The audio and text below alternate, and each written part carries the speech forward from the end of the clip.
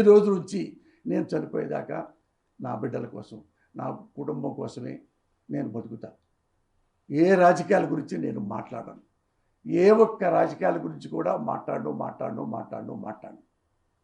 నాకు బాగా national wide దేశానికి సంబంధించిన వాడు కాబట్టి నరేంద్ర మోడీ అంటే దేశభక్తుడు.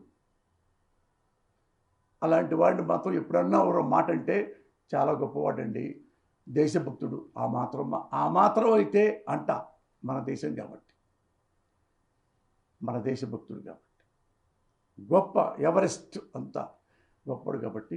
అది కూడా రాజకీయాలు అంటే ఒక దేవుణ్ణి ఎలాగ నన్ను ఒక భక్తితో నమస్కరిస్తాను, అప్పుడు ఎప్పుడన్నా మోడీ గారు కనపడితే ఒక నమస్కారం పెట్టుకుంటా, అంతే తప్ప ఇక రాజకీయాలు అనేది నా నోటితో నేను ఎప్పుడు ఒక వర్డ్ కూడా ఈ ప్రెస్ మీట్తో ఇది క్లోజ్.